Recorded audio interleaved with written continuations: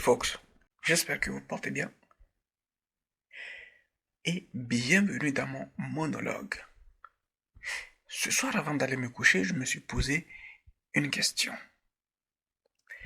Et si, au final, Bitcoin n'était que la première phase de ce qu'on va appeler, ou bien de ce qu'on appelle déjà la libération de la valeur?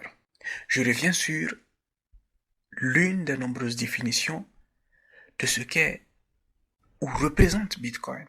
Eh bien, Bitcoin est aujourd'hui, en réalité, une des plus grandes sociétés au monde. Et il va être probablement la plus grande société au monde en termes de capitalisation financière ou boursière. Et donc, la grande question qui se pose aujourd'hui, que je me pose, est de savoir, et si Bitcoin n'était que le début de ce que nous appelons la libération de la valeur? Pendant les 2 derniers millénaires de la civilisation occidentale, la valeur n'a été représentée que par des objets physiques, et en particulier les métaux comme l'or, l'argent, etc. Plus nous avançons, et plus nous entrons dans un monde palpable, mais par l'esprit. Et donc, dans cette perspective-là, finit par se poser la fameuse question que nous avons tous, à savoir, qu'est-ce qu'on fait d'une valeur non quantifiable? Comment la quantifier? Comment lui donner vie? Est-ce que le papier seul suffit? De récents scandales ont permis de montrer que le papier n'était pas une source fiable ou assez fiable pour conserver de la valeur. Et c'est là que apparaît tout d'un coup la crypto-monnaie, au sens large du terme. Aujourd'hui, quand on parle de Ethereum et de sa capacité à pouvoir permettre à toute personne qui a une idée de matérialisation de la valeur à la mettre en pratique, c'est pour moi la deuxième phase, non seulement de la création de la valeur, mais de sa personnification. Donc, Bitcoin n'était qu'un début, n'était qu'un exemple. Et Satoshi Nakamoto a su très bien le faire en donnant ou en faisant en sorte que ne soit possible d'imprimer que 21 millions de pièces. Mais aujourd'hui, nous, vivants, devons à notre tour avancer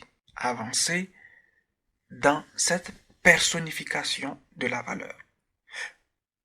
Il est désormais interdit, il nous est interdit de laisser filer de la valeur. Il nous faut tokeniser tout ce que nous produisons, tout ce que nous créons comme valeur, afin de permettre à chacun de vivre de la sueur de son front. Et la plus grande tokenisation qui peut être faite, finalement, ce n'est pas de l'argent, cette chose quantifiable et malléable à volonté. Ce qui doit être tokenisé avant tout, c'est notre temps. Donc, cela présage les crypto-monnaies. Cette personnification de la valeur présage des changements radicaux dans la façon dont nous percevons le travail, dans la façon dont nous percevons la valeur que nous créons pendant un cycle complet de travail. Donc, beaucoup de questions vont devoir être reposées et je pense bien que Bitcoin n'est qu'un début en réalité et qu'il y aura d'autres crypto-monnaies qui apparaîtront pour personnifier une certaine valeur et qui auront beaucoup plus de valeur financière que le Bitcoin. Donc, notre rôle à nous aujourd'hui en tant qu'entrepreneurs, mais également en tant que témoins de ce qui se passe, c'est soit de créer de nouveaux modèles économiques qui permettent de capter toute forme de valeur quelle qu'elle soit, ou alors de pousser les jeunes générations à se tourner déjà vers cette personnification de la valeur. Cela donc permettra, sur le long, voire le très long terme, comme je le disais dans un de mes derniers monologues, nous pourrons gérer nos ressources avec parcimonie, avec rigueur. Mais surtout, nous pourrons nous assurer et nous rassurer que nos batteries de smartphone ne proviennent pas du sacrifice humain fait par des enfants de 5 ans dans les mines du Congo. Donc,